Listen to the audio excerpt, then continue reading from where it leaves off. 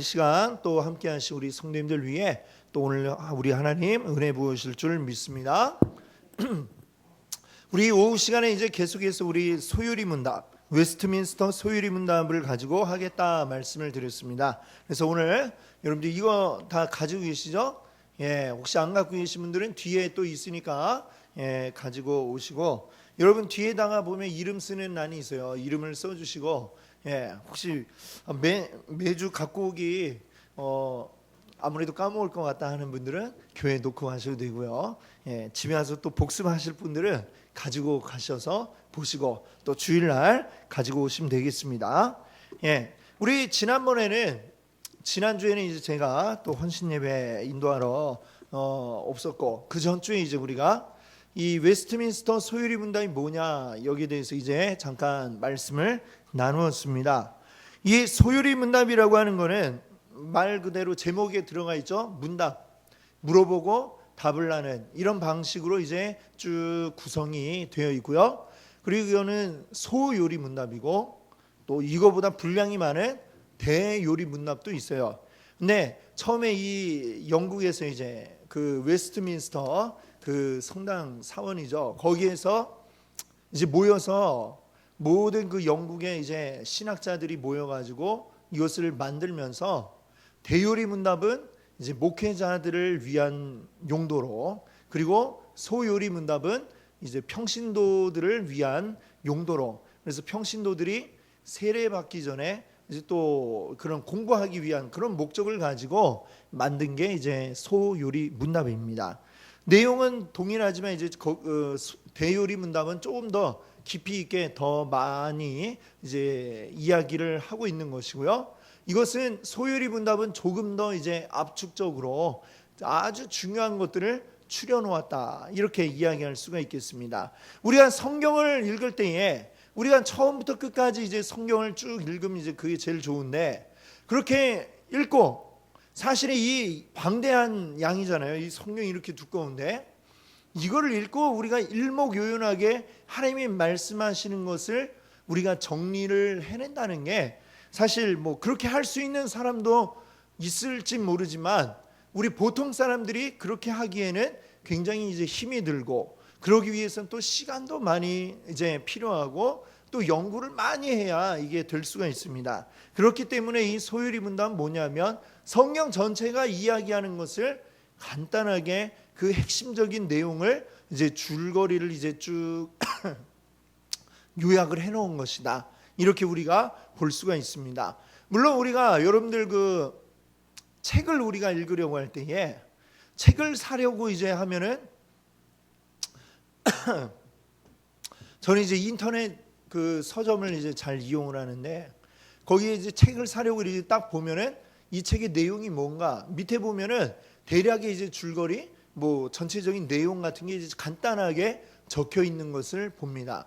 그러면 이 간단하게 적혀 있는 걸 보면 이게 이런 책이구나. 근데 우리가 그것만 보면은 책을 다 읽은 거하고 같은가요? 그렇지는 않죠. 이게 이런 거구나라고 아는 거지, 그게 또 다 읽은 건 아닙니다. 그러니까 우리가 그 소요리 문답을 하면 이제 나 성경 다 읽은 거나 다름없으니까 안 봐도 된다, 이렇게 또 생각하시면 안 되고, 요건 이제 간단하게 요약을 한 거고, 요약을 한 걸 가지고 내가 이제 우리가 알고 있으면은 성경을 읽어나가면서 이제 쭉 읽어나가는 맥을 우리가 잡게 되는 거죠. 그 줄거리를 알면은 전체가 내용이 제대로 파악이 될 수가 있습니다. 그래서 이제 도움이 되는, 상호 이제 도움이 되는 관계에 있으니까 이 오후 시간을 이용해서 여러분들이 이 소유리 문답을 잘 배우셔서 또 앞으로 성경을 읽는데 여러분들이 또 큰 도움을 받으시기를 바랍니다.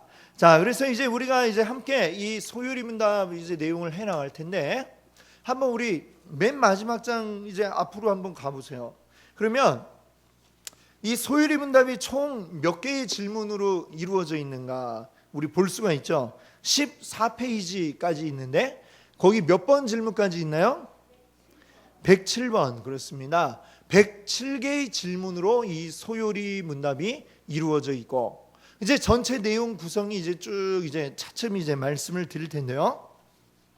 근데 뭐든지 보면은 항상 제일 처음에 중요한 얘기를 우리가 하게 됩니다. 앞으로의 것들을 이제 쭉 무슨 내용이 나올지에 대해서 제일 첫머리, 책도 우리가 딱 펼쳐보면 제일 앞에 서문이라는 게 있잖아요. 서문. 이 서문이 중요한 이유는 우리가 책을 읽기 전에 그걸 한번 보면은 이 책이 이제 뭐에 대해서 이제 썼구나라는 것을 알고 그 이해를 가지고 이제 보면은 잘 또 책을 잘 이해할 수가 있거든요. 그래서 이 처음이 중요한데, 이 소요리 문답에서도 제일 처음 나오는 제일 1번 질문이 그만큼 이제 또 제일 중요한 질문이 될 수 있겠습니다. 앞으로 이제 쭉 나오게 될 107개의 질문들, 그걸 통해 또 풀어놓을 답들, 이거에 대해서 제일 중요한 것을 이제 그 앞에 갖다 놓았다는 거죠. 자, 그럼 한번 우리 여러분들 그 1페이지에 보셔서 자, 한번 제1문을 한번 우리 보도록 하겠습니다. 질문과 답을 한번 읽어볼 텐데, 제가 이렇게 할게요. 제가 질문을 읽고 여러분들이 답을 한번 읽어주시기 바랍니다. 제1문, 사람의 제일 되는 목적이 무엇입니까?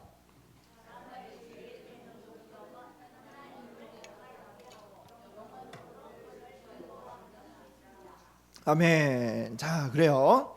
자, 여기 이제 제1문의 질문과 답을 우리가 이제 읽어보았는데요.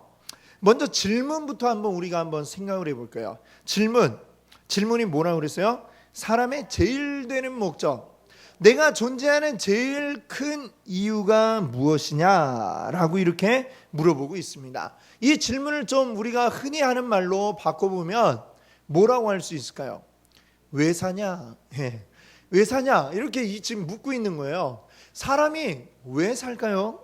왜 사느냐? 이 목적을 너희가 아느냐라고 지금 이 제1문이 우리에게 묻고 있습니다. 자, 내가 왜 사는지, 사람이 왜 사는지, 무엇을 위해 사는지 내 목적을 아느냐 모르느냐, 사실 이것은 굉장히 큰 차이를 가지고 있습니다. 내가 왜 사는지 모르는 사람, 내 인생의 목적이 무엇인지를 모르는 사람은 아예 목적이 없는 사람과 같습니다. 어떻게 살아가야 될지, 무엇을 위해 살아가야 될지 모르고 그냥 하루하루 그냥 죽지 못해서 사는 게 그런 사람들의 삶이죠. 자, 그런 사람들은 어떻게 되느냐? 우선은요, 이 목적 없이 사는 사람들은 매일매일 늘 불안할 수밖에 없습니다. 불안해요. 왜 불안할까요? 살면서 행동을 하는데 어떤 기준이 없기 때문입니다. 기준이 없다는 거, 이게 참 얼마나 불안한 건지 모릅니다. 내가 탁 서 있어야 되는데, 서 있으면 왠지 마음이 편하고 그래야 되는데 왠지 불안해요. 이쪽으로 가야 될 것 같기도 하고 이쪽 가야 될 것 같기도 하고, 내가 지금 서 있는데 이게 바르게 된 건가 아닌가, 계속해서 불안한 마음이 들 수밖에 없는 것이죠. 기준이 없다는 것은 바로 그런 것입니다.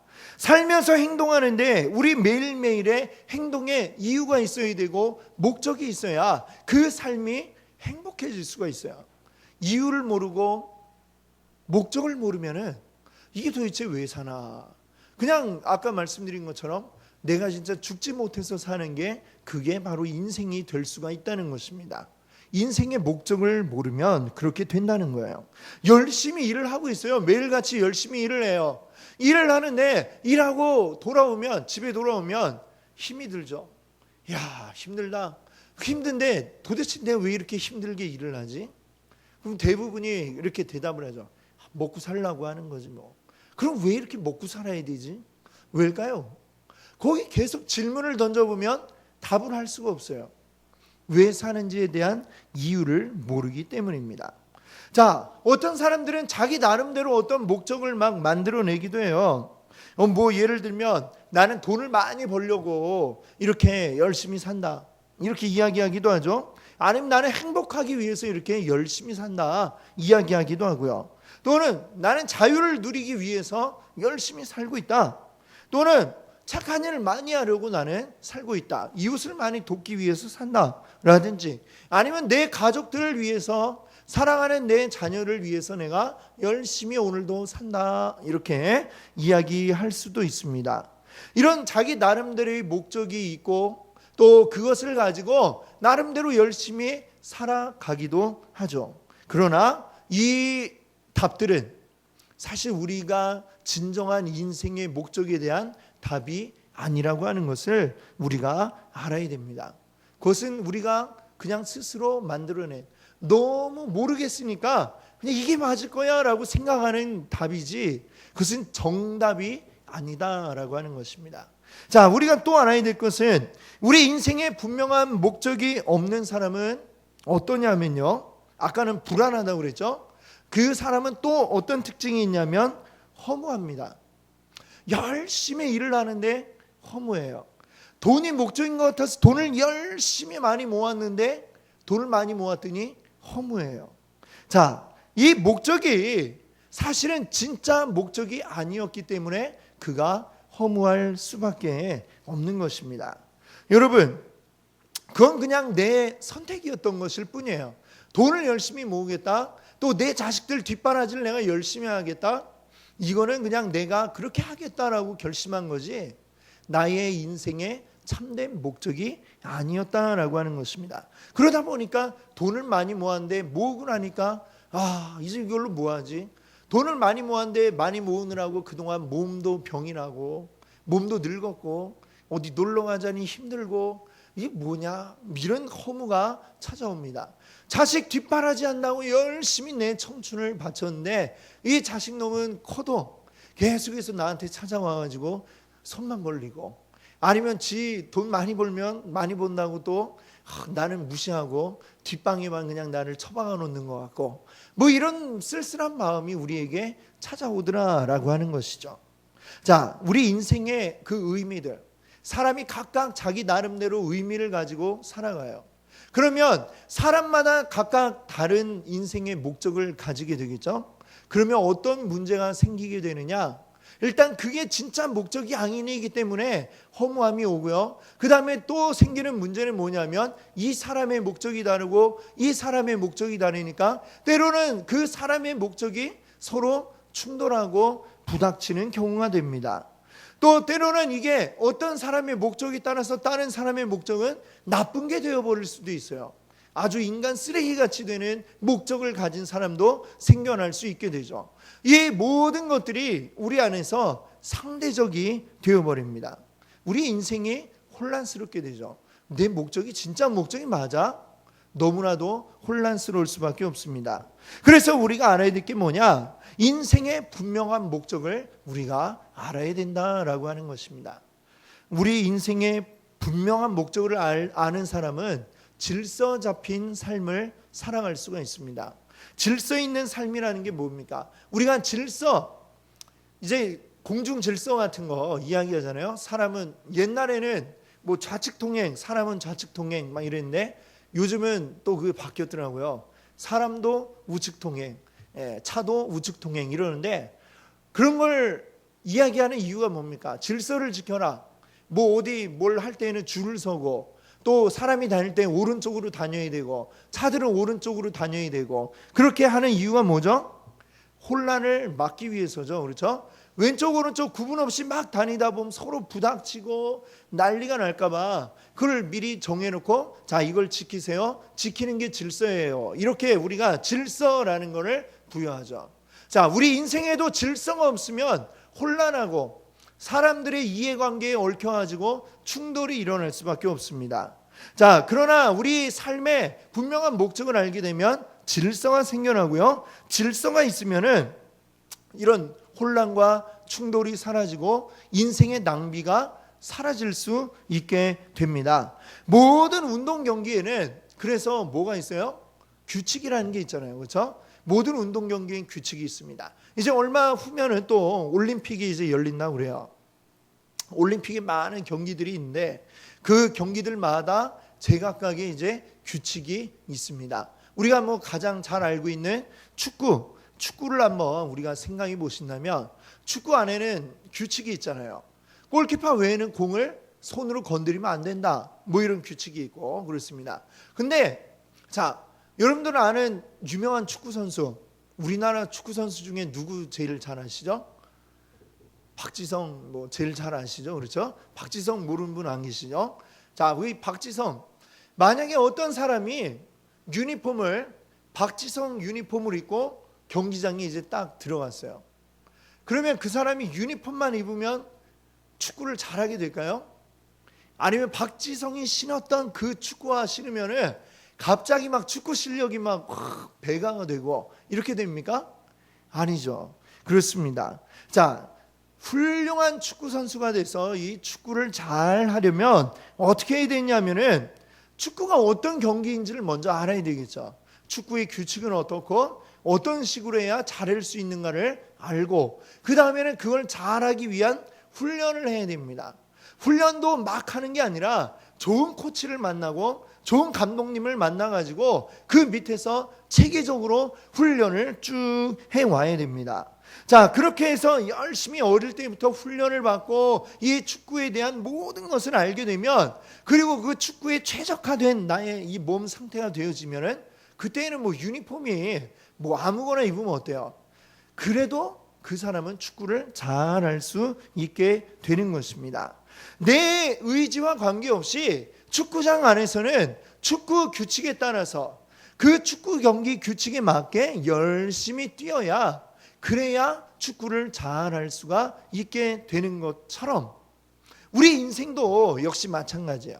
인생의 규칙에 맞게 인생의 목적에 맞게 사람이 살아갈 때에 그때 나는 우리 인생을 잘 살았다라는 말을 나에게 할 수가 있게 되는 것입니다.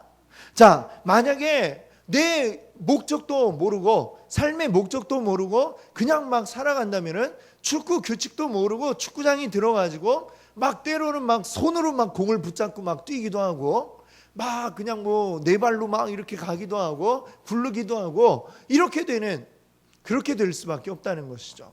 그러면 계속해서 반칙이에요 이렇게 하게 되고 또 열심히 막 한다고 하는데 남이 공을 싹 뺏어가고 아무런 결과를 거둘 수가 없게 되는 것입니다.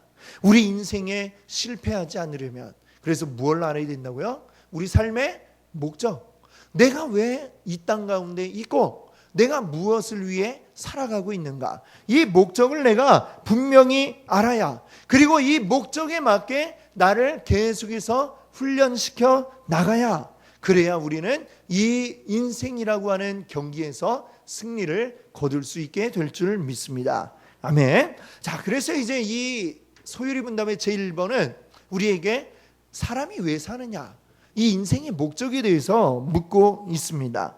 자, 거기에 대한 이제 답을 이야기하기 전에 우리 사람이 이제 목적이 그럼 뭔지를 알아야 되잖아요. 그렇죠? 그럼 우리는 무엇을 위해 살아갈까요?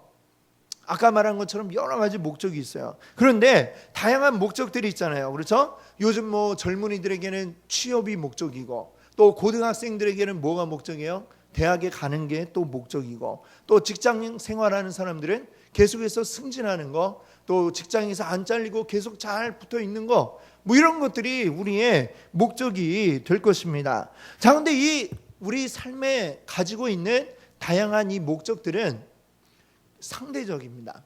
상대적이란 얘기는 무슨 얘기냐면 여러 가지 이 목적들이 서로 만나게 될 때에는 그 목적의 중요도에 따라서 때로는 이제 위아래가 바뀌어질 수 있다라는 얘기예요. 그리고 이 우리 인생의 다양한 목적들은 더 가치 있는 것을 하기 위한 또 다른 수단이 되어지게 됩니다. 수단이 있고 목적이 있잖아요. 그렇죠? 그런데 예를 들면 이런 거예요. 예를 들어서 누가 이렇게 얘기를 해요. 나는 공무원 시험을 보기 위해서 공부한다. 이렇게 얘기를 했다고 해봐요. 요즘 그렇게 공부하는 친구들 많잖아요. 공무원 되려고. 그래요. 열심히 공무원이 되기 위해서 나는 공부를 하고 있다라고 하면 이 말에서 목적은 뭡니까? 목적은 공무원 시험을 보기 위해서. 그렇죠? 공무원 시험을 보기 위해서. 그러면 수단은 뭐예요? 공부. 공부라는 수단을 통해 나는 공무원 시험을 볼 것이다 라는 얘기가 됩니다. 자, 근데 여기서 그러면 왜 그러면 공무원 시험 보려고 그래? 그럼 뭐라고 얘기할까요? 나는 공무원이 되려고 공무원 시험을 봅니다. 이렇게 답을 하겠죠. 그러면 좀 전에는 목적이었던 공무원 시험, 그게 좀 전에는 목적이었는데 자, 공무원이 되기 위해서 공무원 시험을 본다라고 하면 이 말에서는 공무원 시험 이게 뭐가 돼요? 목적이 아니라 수단이 되죠. 수단. 예, 그럼 이 말에서 목적은 또 뭘로 바뀌어요? 공무원 되기. 이게 나의 목적이 되는 거예요. 그러면 공무원 되는 게 이게 목적인데 또 다시 그러면 물어보겠죠. 그러면 공무원 돼서 뭐 하려고? 왜 공무원 하려고 그러는데? 그럼 이제 답을 또 할 거예요. 나는 이 사회에, 이 대한민국 사회에 이바지하기 위해서 나는 공무원이 되려고 합니다. 뭐 이렇게 얘기를 했다고 해봐요. 그렇죠? 예, 이렇게 되면 참 좋겠죠. 그렇죠? 예.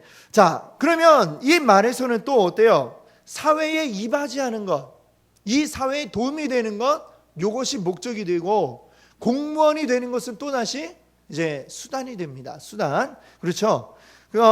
결국 그래서 이 목적이라고 하는 것, 또 수단이라고 하는 것은 상대적으로 우리가 계속해서 바뀌게 되고 조금 더 가치 있는 것을 위해서는 이것이 수단이 되고 이것보다 더 귀한 가치가 있으면 요에는 또다시 그걸 이루기 위한 수단이 되어지게 되는 것입니다. 자, 그러면 우리가 이렇게 생각할 수 있겠죠. 우리가 가지고 있는 여러 가지 목적들, 인생의 목적들, 이것은 사실은 단기적인 목적들이에요. 나 이거 뭐 하기 위해서 이거 한다. 또 이거는 또 저거 하려고 이거 한다. 계속해서 하나하나를 이뤄가기 위해서 지금 이걸 하고 이걸 함으로써 또 다른 뭔가를 하기 위해서 계속해서 이렇게 사람이 해나가는 것을 보게 됩니다. 즉 우리는 계속해서 더 큰 어떤 목적들을 향해서 나아가게 되는데, 자, 그러면 우리가 나는 돈은 많이 벌 거야, 지금 열심히 일을 해가지고 돈을 벌 거야 하면 열심히 일하는 게 지금 수단이 되고 돈 버는 게 목적이 되겠죠. 그러면 돈 버는 거 이것이 우리의 궁극적인 목적이 되느냐? 돈 버는 것보다 더 큰 가치가 우리에게 있다는 사실을 우리가 알아야 됩니다. 돈을 많이 벌어서 부자 되는 게 우리의 최종적인 목적 가치가 아니라 우리 인생에는 그거보다 더 고귀한, 더 가치 있는 것들이 우리에게 있다는 것이죠. 부자가 되어서 그 다음에 나는 그 많은 돈을 가지고 이런 일을 하겠다, 이런 일을 하겠다, 이런 것들이 우리에게 필요하다는 것이죠. 그러면 그런 것들 계속해서 그럼 우리가 질문을 하죠. 그럼 그거 해서 뭐 할 건데, 또 그거 해서는 또 뭐 할 건데, 가치를 더 큰 거를 우리가 물어 나가다 보면 마침내 어디에 가게 될까요? 그럼 내가 이 땅 가운데 존재하는 이유, 내가 사람의 존재하는 목적이 뭐냐? 우리 사람의 목적을 우리가 묻지 않을 수 없을 겁니다. 계속 내가 하려는 것들 목적을 물어나가다 보면 물어가다 보면 마침내는 오늘 이 소율이 문답 1번이 묻고 있는 것처럼 사람의 제일 되는 목적이 무엇이냐? 결국은 이 답에 도달할 수밖에 없다는 것이죠. 요거를 아는 게 우리가 지금 내가 하려고 하는 그 일들이 지금 그것을 위해서 하고 있다라는 사실을 우리가 알아야 됩니다. 그래서 이 소율이 문답의 제일 첫 번째 질문이면서 이것은 너무나도 우리 인생에 중요하면서 이 소율이 문답 맨 마지막 107번에 이를 때까지 하나로 뚫어주는 그러한 중요한 질문이다, 이렇게 이야기할 수가 있습니다. 자, 그러면 이제 한번 우리가 그 인생의 목적, 내가 지금 살아가는 이유가 뭐냐, 이걸 알아야 되겠죠. 그 답을 한번 봅시다. 답을 보면 우리 답에 두 가지로 이야기를 하고 있습니다. 첫 번째는 뭐냐면 사람의 제일 되는 목적은 뭐라고 그래요? 하나님을 영화롭게 하고, 이것이 이제 우리의 첫 번째 목적입니다. 하나님을 영화롭게 한다는 거. 우리 얼핏 생각하면 좀 잘 이해가 안 돼요. 그렇죠? 내가 사는 목적을 묻고 있는데 왜 나에 대한 얘기를 안 하고 하나님 얘기가 나와요? 그렇죠? 예. 아니, 내 목적이 뭐야? 나에 대한 얘기를 해야지 왜 답이 하나님을 영화롭게 한다, 왜 이렇게 나올까? 좀 의아할 수도 있을 것입니다. 자, 그 이유는 우리의 삶이 하나님과 관련을 맺고 있고 또 내 삶의 목적 자체가 사실은 하나님의 영광을 위한 것이다, 이 사실을 우리가 알아야 되는 것입니다. 하나님을 영화롭게 한다는 거, 이건 뭘 이야기할까요? 간단하게 얘기하면 내 삶의 모든 부분에서 하나님을 증거하고 드러낸다는 것, 이게 바로 하나님을 영화롭게 하는 것입니다. 하나님이 기뻐하시는 게 뭔지를 생각하고 그걸 우선적으로 내가 해나가는 삶, 이게 바로 하나님을 영화롭게 하는 삶이다, 이렇게 말씀하고 있습니다. 자, 여러분, 저희 집에 바이올린이 하나 있어요. 근데 이 바이올린이 갈 곳을 잃고 우리 집에 지금 바이올린 하는 사람이 없으니까 갈 곳을 잃고 저 창고에 처박혀 있습니다. 근데 그 창고에 처박혀 있는 게 아쉬우니까 제가 이제 꺼내 가지고 이제 딱 이제 벽 같은데 이제 기대서 장식을 해놨어요. 자, 그러면 이 바이올린 입장에서 볼 때에 지금 이 바이올린은 기쁠까요? 아니면 그냥 좀 그럴까요? 어떨 것 같으세요? 바이올린 입장에서 볼 때 별로 기쁠 일이 아니잖아요, 그렇죠? 바이올린은 원래 뭘 위해서 만들어졌어요? 바이올린 이렇게 악기 연주되기 위해서 만들어진 게 바이올린이지 집안의 어떤 장식을 위해서 뭐 데코레이션으로 만들어진 게 아니다라고 하는 것입니다. 물론 뭐 그냥 아무도 할 수 있는 사람이 없으면 그렇게 장식으로라도 둘 수 있겠지만, 그러나 바이올린이 가장 잘 그 목적에 맞게 사용되는 것은 누군가 그 바이올린을 연주를 하는 게, 이게 가장 잘 사용이 되는 것이죠. 자, 우리 사람도 마찬가지예요. 우리 사람의 그 목적에 맞게 잘 살아가게 되면 그 삶이 우리 인생에서 가장 아름다운 삶이 될 수 있는 것이고, 그것이 바로 또 하나님을 영화롭게 하는 것이다 라고 이렇게 말할 수가 있겠습니다. 자, 이것은 우리의 초점이 내가 아니라 하나님께 맞춰져야만 가능한 것입니다. 내 삶의 모든 부분을 바라볼 때 늘 하나님을 생각하고 하나님의 입장에서 바라보고 하나님의 입장에서 그것들을 하나하나 우리가 해나가는 것, 이것을 통해서 우리가 하나님을 영화롭게 만들 수가 있는 것입니다. 근데 사람은 본래가 자기중심적이에요.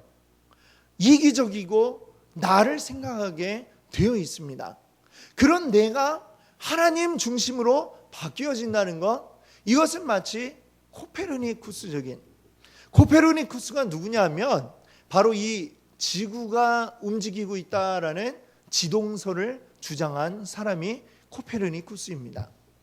그 코페르니쿠스 이전에는 모든 사람들이 다 뭐라고 생각했냐면 지구가 우주의 중심이고 태양도 모든 별들도 다 이 지구를 중심으로 돌고 있다라고 생각을 했어요. 우리도 사실 아마 과학을 공부하지 않았다면 그렇게 생각할 수밖에 없었을 것 같아요. 우리는 늘 가만히 있는 것처럼 느껴지고, 그리고 아침에는 해가 떴다가 지고 밤에는 또 달이 떴다가 지고 별도 그렇게 움직이고 있고, 그러니까 지구가 가만히 있구나라고 생각을 하겠죠. 근데 이 코페르니쿠스가 이 망원경을 가지고 하늘을 관측하면서 이리저리 관측을 하고 결과를 보니까 지구가 가만히 있다라고 하면 이게 설명이 되지 않는 부분들이 이렇게 나오는 거예요. 그러니까 이상한데 왜 그럴까? 생각을 하다가 마침내 내린 결론이 지구가 가만히 있는 게 아니라 지구가 움직이고 있구나라는 결론에 이르게 됩니다. 이거 아주 정말 하늘이 깜짝 놀랄 이런 결론이죠. 모든 사람이 다 어떻게 생각을 해요? 지구가 가만히 있다라고 생각을 하는데 하늘이 가만히 있고 지구가 움직이고 있습니다, 이렇게 이야기한다는 거는 정말 누구나 다 이건 듣고서 말도 안 된다라고 이야기할 수밖에 없는 것이고, 아주 정말 너무나도 충격적이고 혁신적인 그러한 생각이었습니다. 근데 우리의 생각도 지금 이 코페르니쿠스처럼 바뀌어져야 된다는 거예요. 지금 우리는 모든 만물의 중심이 나라고 생각을 하고 있어요. 마치 옛날에 사람들이 지구가 중심이 되어 있다라고 생각하는 것처럼. 그러나 사실은 내 중심으로 세상이 돌아가는 게 아니라 하나님 중심으로 이 세상은 움직이고 돌아가고 있다는 것을 우리가 깨달아야 됩니다. 그걸 깨닫지 못하면 우리는 계속해서 죄악 가운데 머물러 있을 수밖에 없습니다. 여러분, 그 죄라고 하는 것이 영어로 하면은 SIN, 신이라고 하는데 SIN이죠. 그리고 누가 이렇게 설명을 하더라고요. 죄가 뭐냐? 가운데 I, 영어로 I가 누구예요? 나잖아요. 그렇죠? 가운데 내가 있는 게 이게 죄다. 모든 것에 내가 가운데 있는 게 자기중심적인 것이 곧 죄다라고 이렇게 설명을 하는데 정말 아주 잘 설명을 한 것 같아요. 그렇습니다. 사람이 자기중심적으로 살아가면 그것이 곧 죄입니다. 내가 뭐 누구를 해치고 뭘 훔치고 이래야 이게 죄라고 생각하는데요. 나 중심적으로 하나님 중심으로 돼 있는 이 세상에 내 중심으로 돌아간다라고 생각하는 그것 자체가 곧 죄라고 하는 것을 우리가 알아야 하는 것입니다. 세상 사람들은 다 자기 중심적으로 생활을 하고 생각을 하고 그렇게 움직이고 있습니다. 어떤 착한 일을 할 때조차도 착한 일을 그냥 하는 게 아니에요. 누군가 어떤 사람이 정말 너무 안타깝고 불쌍하고 이런 그 마음이 왜 드느냐? 그 사람을 도와줘야 내가 좋은 일 했다라는 마음의 만족함을 느끼니까 내가 누군가를 도와주는 것입니다. 사람이 그런 존재예요. 정말 극도로 완전히 정말 완전하게 남만을 생각할 수 있는 사람, 그런 사람은 단 한 사람도 없습니다. 우리는 우리 마음이 그 너무나도 깊숙한 곳에 내가 자리 잡고 있고 나 외의 모든 것들은 다 나를 위해 돌아간다고 우리는 생각을 하고 있습니다. 그래서 우리는 이거를 바꿔야 된다는 거예요.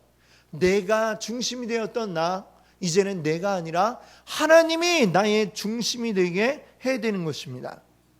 그것이 곧 뭐라는 거예요? 그것이 하나님을 영화롭게 하는 것이다 라고 하는 것입니다. 자, 그럼 이렇게 얘기하면 또 어떤 분들은 이 말을 또 오해하세요. 뭐라고 오해하시느냐? 그럼 하나님 위해서 내가 하는 거 이런 일들도 다 포기하고 때려쳐야 되겠네요. 이렇게 생각합니다. 직장도 때려치고 가정도 내버리고 오직 교회에만 매달려가지고 그게 하나님 영화롭게 하는 겁니까? 아니죠. 그렇죠? 예. 그렇게 이야기하는 사람이 있다면 그 사람들은 분명히 이단일 것이 분명합니다. 신천지라든지 이런 데 보세요. 어떻게 하는 가정도 버리고 그냥 오직 여기 들어와가지고 이것만 해라. 빨리 14만 4천 명 다 차기 전에 빨리 해야 된다. 근데요, 얼마 전에 그 이단 연구하는 목사님이 쓴 글을 봤더니 지금 이 신천지가 이렇게 늘어나는 추세, 그 늘어나는 숫자 추세로 볼 때에 이미 14만 4천 명을 넘어섰을 거라고 그렇게 예상을 하시더라고요. 근데 신천지에서 절대 그렇게 얘기 안 하잖아요. 그렇죠? 예. 그런 거 없이 그냥 빨리 차기 전에 빨리 일하라 하면서 빨리 재산도 다 가져오고 여기에 들어와갖고 빨리 해야지. 다 차버리면 어떡할 거냐. 이런 식으로 하면서 사람의 어떤 열심을 막 끄집어내네. 그런데 거기에 헌신하는 건 뭐예요? 결국은 이기적인 마음이잖아요. 그렇죠? 내가 그 14만 4천이라는 숫자 안에 들어가야 내가 거기에서 막 왕처럼 똥똥거리며 누릴 수 있다. 참 어떻게 그렇게 단순한 논리에 사람들이 넘어가는지. 예, 왜냐하면 우리가 이기적이기 때문에 그렇습니다. 그게 진짜라고 생각하는 이유는 내가 거기에서 그걸 누리고 싶은 욕심이 있기 때문에 그걸 진짜라고 믿는 것이죠. 근데 우리는 알아야 됩니다. 이단은 이 세상에 있는 거 다 때려치고 어디 산에 들어가고 어디 들어가서 하나님만 찾아야 될 것처럼 이야기를 하지만 우리는 분명하게 알아야 되는 게 하나님은요 우리에게 그렇다고 세상 등지고 산속으로 들어가라, 어디 깊은 골짜기로 들어가라 절대 이렇게 말씀하지 않으셨다는 것을 우리가 알아야 됩니다. 하나님은 우리가 이 세상 가운데 발을 디디고 살아가기를 원하십니다. 하나님이 주신 율법들을 한번 잘 보세요. 다 뭐예요? 사람과 사람 사이의 관계에 대한 것들을 이야기합니다. 하나님과의 관계에 대한 것들이 먼저 나오지만 그 외의 것들은 뭐예요? 사람과 사람 사이의 관계에 대한 이야기예요. 나 혼자 열심히 아무도 없는 데 가가지고 열심히 믿는다고 그게 온전한 믿음이 아니라 사람 사이의 관계를 온전히 하는 것, 이것이 우리 믿음의 너무나도 큰 부분이다라고 하는 것입니다. 그래서 우리는 이 땅 가운데 계속해서 현실 가운데 발을 디디고 살아가야 되고, 발을 디디고서 우리는 그 가운데서 하나님의 그 시선으로 이 세상을 바라보고 하나님의 마음으로 우리는 이 세상 가운데서 살아가야 할 그런 책임을 가지고 있는 것이죠. 그렇게 함으로써 우리는 세상 가운데서 하나님을 영화롭게 하고 하나님을 드러내는 것입니다. 아까 오전에도 말씀드렸지만 하나님이 우리를 뭘로 삼으셨다고 그랬어요? 제사장들. 예전에는 레위 지파만 제사장이었겠고 또 이스라엘만 제사장 나라였을지 모르지만 이제는 베드로전서에 보면 베드로가 이렇게 얘기하잖아요. 오직 너희는 택하신 족속이요 왕 같은 제사장들이다 라고 말씀하고 있습니다. 우리는 하나님의 제사장들이죠. 이 세상 가운데 우리는 흩어져서 살아가는 거예요. 흩어져서 살아가면서 하나님을 영화롭게 하고, 하나님 영화롭게 하는 게 결국은 뭘 의미하느냐? 그 하나님께 영광 올려드리고 사람들에게 하나님을 알게 한다라는 것이죠. 나의 삶을 통해 하나님을 증거하는 것입니다. 하나님 믿는 사람 달라도 뭐가 다르구나. 이런 말들이 우리 주변에서 나와야 될 줄로 믿습니다. 우리 그렇게 살아가시는 우리 성도님들 되시기 바랍니다. 자, 이제 그 답의 두 번째 보세요. 한 가지 또 우리 삶의 목적을 또 이야기하는데 두 번째는 뭐예요? 영원토록 그를 즐거워하는 것이다. 영원토록 그를 즐거워한다. 자, 이게 무슨 뜻일까요? 이거는 뭐냐면 내 모든 생각과 내 마음과 내 정신을 하나님에게만 집중한다라는 것입니다. 마치 돋보기 우리 햇빛 아래 이렇게 딱 해갖고 어떻게 해요?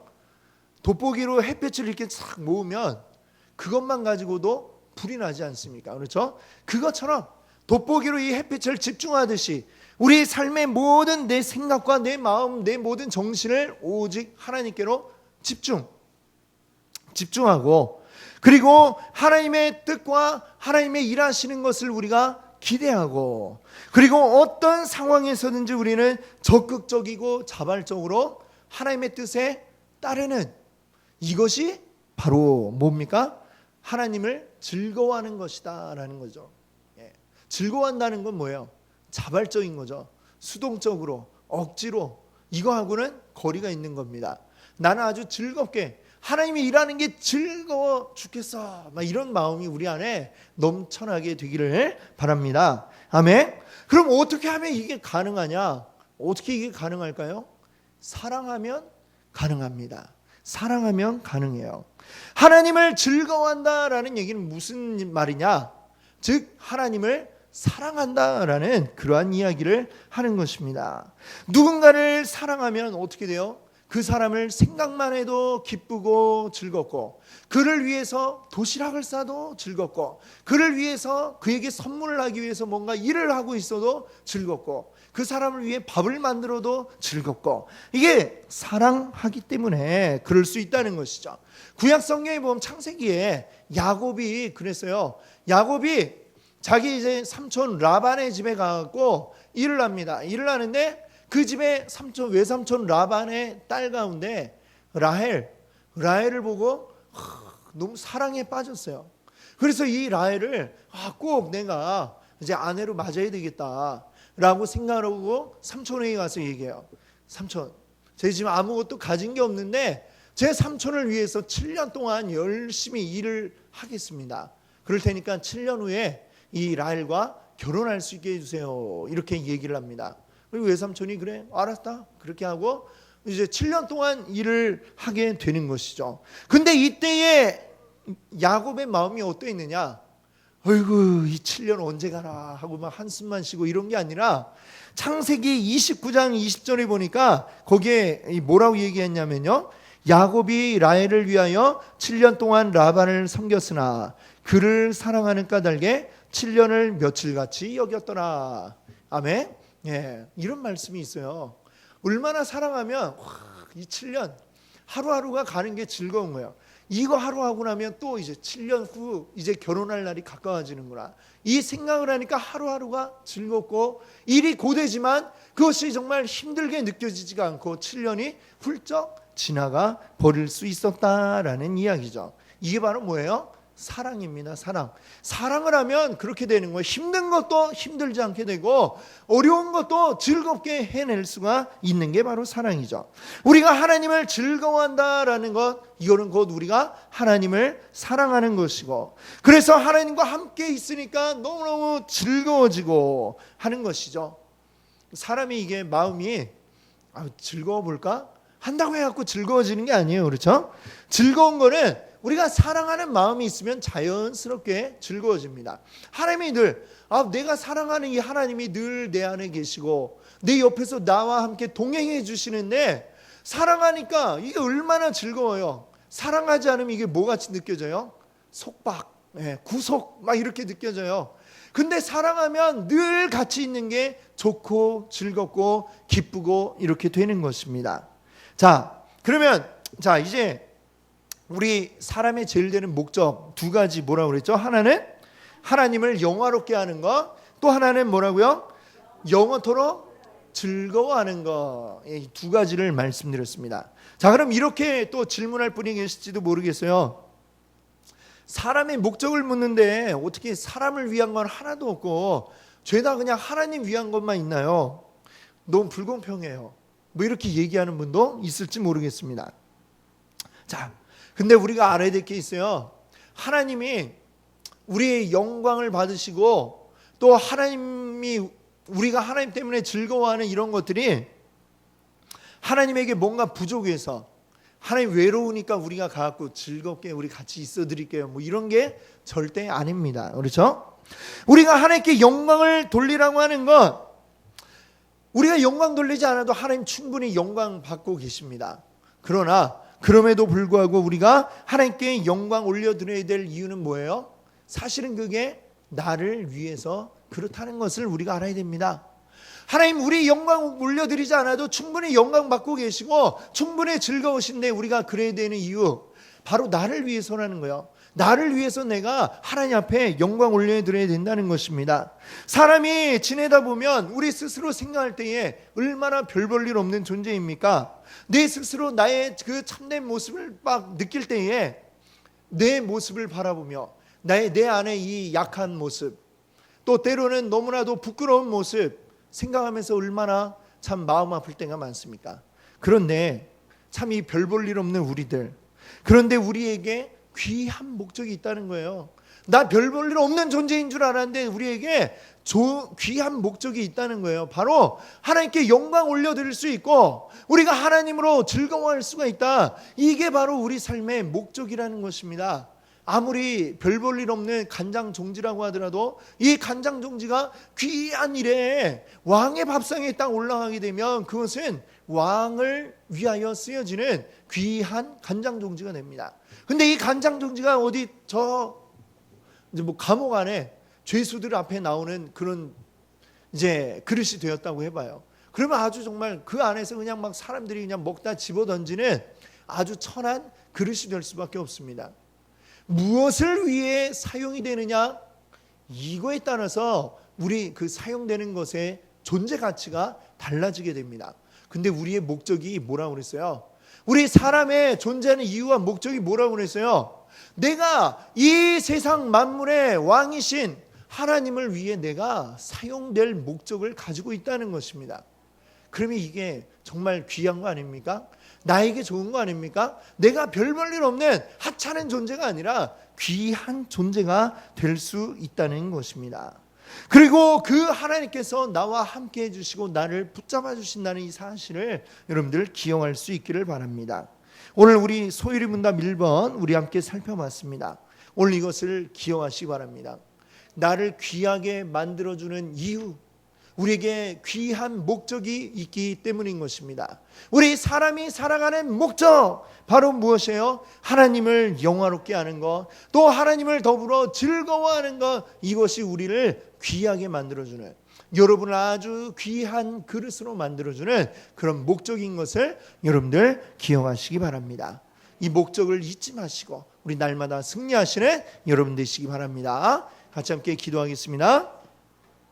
할렐루야. 하나님 감사합니다. 오늘 또 저희들 주님 붙잡아 주심으로 함께 하나님 앞에 나오게 하시고 하나님의 은혜 누리게 하심을 감사드립니다. 우리 주님, 오늘 우리 가운데 귀한 목적을 베풀어 주심을 감사드립니다. 우리가 하나님을 영화롭게 해야 할 목적, 또 하나님으로 더불어 즐거워할 목적을 우리가 가지고 있습니다. 정말 별 볼 일 없는 존재들인 우리를 위하여 이 귀한 목적을 주심을 감사드립니다. 이 귀한 목적에 맞게 살아가며 우리 스스로도 기쁨이 되고 우리 하나님께도 영광 올려